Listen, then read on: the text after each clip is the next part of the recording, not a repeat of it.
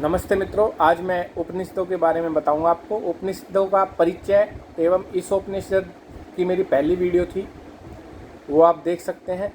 अभी जो पहला उपनिषद है ईशोपनिषद, उसके बारे में मैं आपको बताऊंगा। जो ईशोपनिषद है वो यजुर्वेद से ही लिया गया हुआ है। ये जो उपनिषद सारे हैं वो लगभग वेदों से ही लिए गए हैं और इनका आदि मूल स्रोत वेद ही हैं। और जो पहला उपनिषद है ईशोपनिषद, आज हम केवल उसी के बारे में चर्चा करेंगे। बाकी के उपनिषद मैं अगली वीडियो में बताता जाऊंगा। अब ईशोपनिषद उपनिषद को हम रहस्यमयी विद्या बोलते हैं, ब्रह्म विद्या बोलते हैं। ये ज्ञान खुद से ही लिया जाता है, खुद से ही फील किया जाता है। किसी के बताने से तो ज्ञान खैर आता है, लेकिन बाद में इसको फील हमको खुद ही करना पड़ता है। आध्यात्मिकता की तरफ बढ़ते हुए, योग साधना करते हुए, अष्टांग योग का पालन करते हुए। तो ईशोपनिषद जो है वो एक प्रवेशाधिकार है, पहला उपनिषद है। तो उसमें जैसे एडमिशन हो जाता है बच्चे का स्कूल में, नर्सरी में, तो उस हिसाब से एक प्रवेश होता है। आध्यात्मिकता में आपका एक प्रवेश हो गया। तो इसमें कई कर्तव्य बताए हैं। अब देखिए, महर्षि पतंजलि ने भी क्रियात्मक योग बताया। क्रियात्मक योग में मैंने बता चुका हूँ कई बार, तप आता है, स्वाध्याय आता है, ईश्वर प्रणिधान आता है। तो जो तप है, तप एक किस्म का व्रत ही हो गया और व्रत एक किस्म का कर्तव्य। तो स्वाध्याय मैं बता चुका हूँ।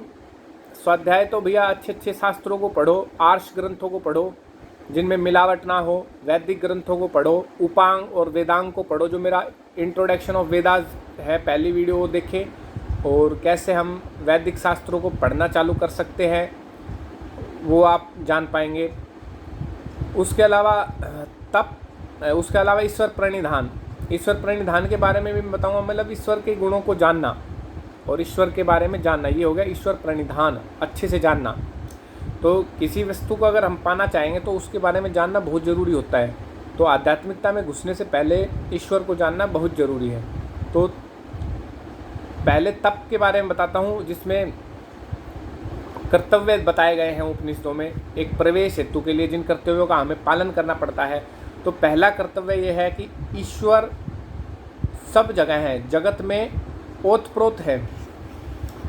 अब इस चीज़ में देखिए, अपन मिस्टेक कर जाते हैं कि भाई कई लोग प्रकृति को ही ईश्वर समझ बैठते हैं। जो ये प्रकाश आ रहा है सूर्य का, ये सब ये प्रकृति का ही समझकर प्रकृति की ही पूजा में लग जाते हैं और अपने मार्ग से भटक जाते हैं और आध्यात्मिकता की तरफ नहीं जाते। लेकिन जो इसके पीछे है, इस प्रकृति के पीछे है, जो इसको प्रकाशमान कर रहा है, जो इसको चला रहा है प्रकृति को, और जो इस सृष्टि को बनाता है, जो इसमें गति डालता है, उस परमात्मा को हम याद नहीं कर पाते और प्रकृति को ईश्वर समझ बैठते हैं। तो ये चीज़ है। इस कर्तव्य, पहला कर्तव्य यही है कि ईश्वर को सब जगह विद्यमान मानो। ऐसे ही शरीर को आत्मा समझ बैठते हैं कई लोग। तो ये पिंड होते हैं। तो जो ब्रह्मांड का सर्कल है, ईश्वर का सर्कल, वो ही हमारे शरीर में भी चलता है। तो आत्म तत्व को भूल जाते हैं और इस शरीर को ही सब कुछ समझते हैं कि भाई ये शरीर ही है हमारा जो कुछ है। आत्मा की चीज़ों को हम नहीं सुनते, आध्यात्मिक उन्नति नहीं करते, केवल शारीरिक उन्नति को ही अपनी उन्नति मानते हैं। तो इसमें भी हम अपने मार्ग से भटक जाते हैं। तो इसलिए हमें अपनी आत्मा की उन्नति करना भी बहुत ज़रूरी है और दूसरा, ईश्वर को सब जगह मानना भी ज़रूरी है। तो इसके लिए देखिए, ईश्वर सब जगत में विद्यमान है। इससे बहुत फ़ायदा होता है ये चीज़ सोचने से। आप इसको प्रैक्टिकली सोच के देखिए। तो इसमें सबसे पहला फ़ायदा ये है कि जैसे एकांतपन जो है वो ख़त्म हो जाता है। जब हम सोचेंगे हमारे पास सब ईश्वर है तो आदमी अपराध नहीं करेगा, अपराध की सोचेगा भी नहीं। जब सोचेगा कि भाई सब जगह ईश्वर है और वो हमें देख रहा है। जैसे चोर है, वो चोरी भी अकेलेपन में करता है, एकांत में करता है, रात को अंधेरे में करता है, जब सब सो जाते हैं। तो उसे ईश्वर का आभास नहीं रहता, वो ईश्वर को सर्वव्यापक नहीं मानता, इसलिए वह चोरी कर बैठता है, अपराध कर बैठता है। तो अगर हम ईश्वर को सर्वव्यापक मानेंगे तो ये हम पाप से बचेंगे, तो पाप आचरण कम होगा। और दूसरा है, इसमें हम ईश्वर को सर्वव्यापक मानेंगे तो इसमें प्रेम बढ़ेगा, प्रेम की मात्रा बढ़ेगी। वो कैसे?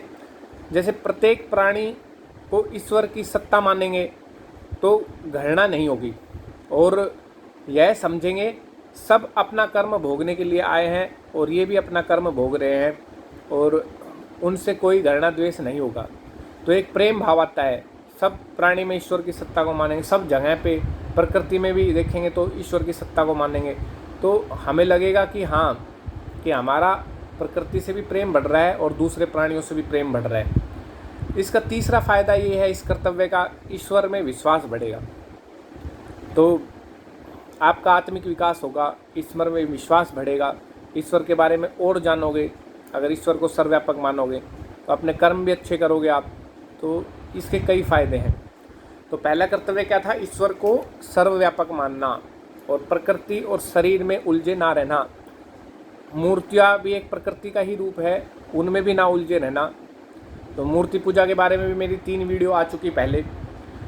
ये ईशोपनिषद पहला उपनिषद मैं बता रहा हूँ आपको, और ये एक किस्म की नर्सरी की क्लास है। अब दूसरा कर्तव्य क्या है जिसका पालन करना पड़ेगा? जो आध्यात्मिक में जाते हैं, उपनिषद पढ़ते हैं, उनको उसके दिए हुए से भोग करें, ममता का भाव न रखें और घमंड ना करें। भाई जो ईश्वर ने हमको दिया है, हमारे पास जो भी है, जो भी हमारे अच्छे रिश्तेदार हैं, माता पिता है, हमारे पास सुख साधन है, हमारे पास समृद्धि है, बल है, बुद्धि है, शौर्य है, ये सब उसी ईश्वर ने हमको दिया है, ऐसा माने, उसी का ही दिया हुआ है। भाई ईश्वर, बात भी सही है कि ईश्वर ने ही दिया है, ईश्वर ने ही ऐसी आत्माएं भेजी जो हमारे पेरेंट्स के रूप में हमें दी, माता पिता हमें दिए, अच्छी संतानें जिनकी है उनको अच्छी संतानों के रूप में दी अच्छी आत्माएं। तो ये उसका दिया हुआ है सब, तो हमें उसका धन्यवाद करना चाहिए। और जो चीज़ उसने हमको दी है उसका हमें एक लिमिट तक भोग उठाना चाहिए, और एक लिमिट तक उनका हमें अपना कार्य करना चाहिए उनसे। उसमें ममता की भाव नहीं रखनी चाहिए, ये बात भी है इसमें। जैसे कि भाई एक प्रिंसिपल है कोई, वो रिटायर्ड हो जाता है अपने कॉलेज या स्कूल से। अब उसकी जो फेवरेट चीज़ें रहती है, जैसे उसका डस्टर रहता है, उसका ब्लैक बोर्ड रहता है, और वो उससे मोह रखता है। और जब वो रिटायर्ड हो गया, रिटायर्ड के बाद उसका काम हो गया, उसको वहीं ख़त्म कर देना चाहिए, फिर उसके बाद कोई दिक्कत नहीं आती। लेकिन अगर वो मोह रखेगा, बार बार स्कूल में रिटायर होने के बाद भी बार बार आ रहा है, इंटरफेयर कर रहा है, अपना ब्लैक बोर्ड देखता है, डस्टर देखता है, दूसरे टीचर्स को पढ़ाने नहीं देता, तो इसमें सब कुछ किराए पे काम ख़राब हो जाएगा। उसकी जो ख्याति है उस पर भी लोग फिर क्वेश्चन मार्क उठाने लगेंगे और सवाल उठाएंगे, तो प्रश्न उठाएंगे। तो यही है कि एक लिमिट तक हमें जो भी ईश्वर ने हमको चीज़ें दी है उनका हमें भोग करना चाहिए, चाहे वो माता पिता हो, चाहे संतानें हो, चाहे वस्तु हो, चाहे प्रकृति की चीज़ें हो, चाहे, तो वो एक लिमिट तक हमें उसका भोग करे और फिर उसमें ममता का भाव ना रखे। तो और अहंकार दूर करने के लिए तो बहुत अच्छी चीज़ें, हम संध्या भी करते हैं। तो भाई कैसे ईश्वर समुद्र बनाया है, कैसे सूर्य, चांद, तारे, ये सब बनाए हुए हैं ईश्वर ने, नक्षत्र बनाया है, सौरमंडल बनाया है। तो जब वो इतनी बड़ी बड़ी चीज़ें बना सकता है, इतना शक्तिशाली है, इतना सर्वशक्तिमान है, इतना सर्वबुद्धिमान है और सृष्टि की रचय करता है, तो हम छोटे से मनुष्य रूप में हम क्या कर सकते हैं? तो हमारा अहंकार ख़त्म हो जाता है। तो संध्या के मंत्रों में भी जब हम संध्या करते हैं सुबह शाम, उसमें भी हमें कई बातें पता चलती है और अहंकार ख़त्म होता है उससे। ऐसे ही तीसरा कर्तव्य है, किसी के धन या स्वत्व को लेने की चेष्टा मत करो।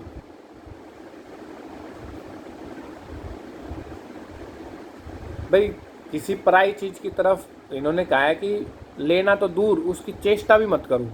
ये तीसरा कर्तव्य है। तो जो तुम्हारे पास है उसी में ही संतुष्ट रखो, और किसी की चीज़ कोई उधारी लेनी हो वो तो खैर हम पूछ कर या उसकी आज्ञा से ले सकते हैं, और लेकिन लेने वाली चीज़ ही ले सकते हैं। और लेकिन कोई जैसे धन की चेष्टा या कुछ अपने मन में भाव रखे, गलत भाव, वो गलत है, वो नहीं रखना चाहिए, क्योंकि इससे अशांति का जन्म होता है और हम लोग फिर इसमें कर्म फल के चक्कर में पड़ जाते हैं। द्वेष होता है, हमको दुख होता है, क्रोध आता है और स्वार्थी हो जाते हैं, कई चीज़ें होती है इसमें, तो उस चक्कर में नहीं पड़ते। चौथा जो है, निरंतर कर्म करे और कर्म में लिप्त ना हो। अब कर्म का यही है, इसमें फंडा बता देता हूँ कि ये जो साइकिल बन जाती है, देखिए आदमी अगर इच्छा ज़्यादा रखेगा, अगर बिना इच्छा के काम कर रहा है तो उसको बोलेंगे निष्काम। सकाम और निष्काम, सॉरी, दो कर्म होते हैं। तो भाई अगर निष्काम करना है हमको, मतलब कोई भावना नहीं रखनी हमको कि उसमें कामों में लिप्त नहीं होना, कामों से, कर्म से फल की चेष्टा नहीं करनी हमें, और हमें कोई इच्छा नहीं रखनी।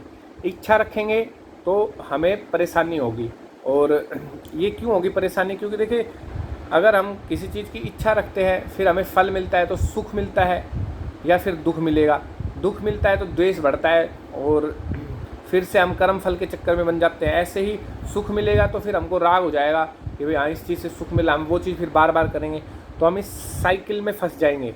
तो ये साइकिल, कर्म फल की साइकिल में फंसने के लिए, हमें ना फंसे इसके लिए हमें क्या करना चाहिए? निष्काम कर्म करने चाहिए। हमें मोह, ममता और इच्छा ये सब नहीं रखनी चाहिए। हमको जो हमारा कर्तव्य है वो कर्म अच्छे से करने चाहिए।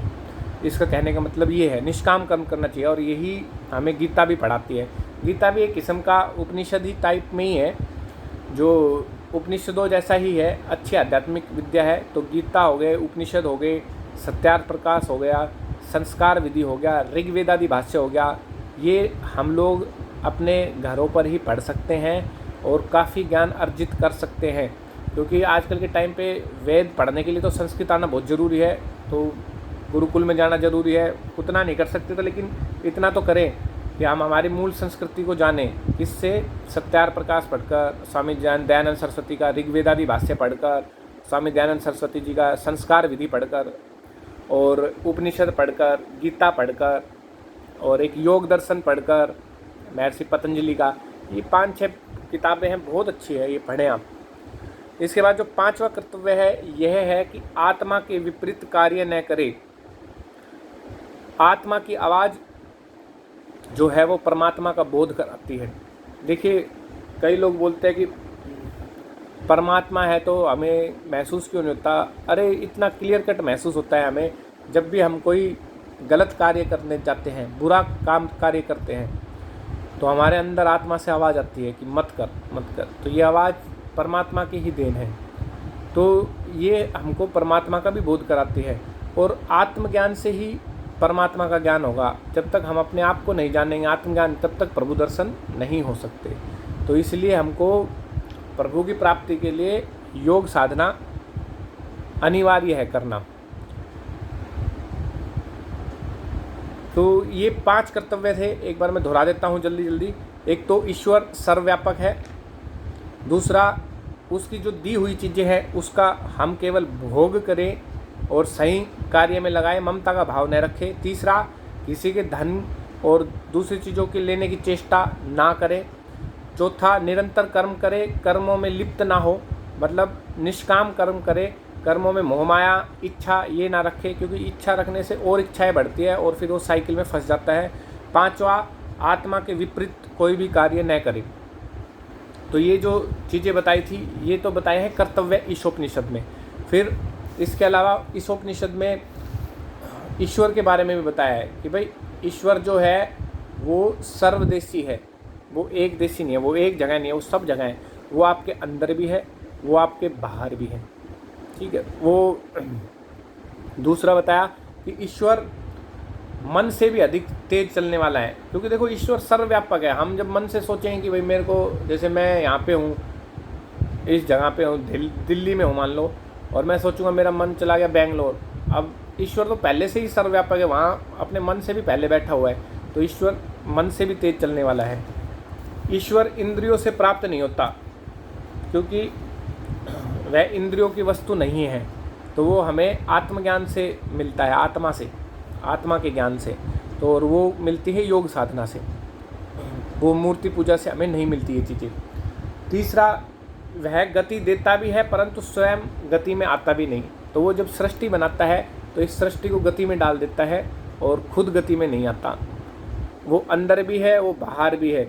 और ये ईश्वर के बारे में बताया है इसमें।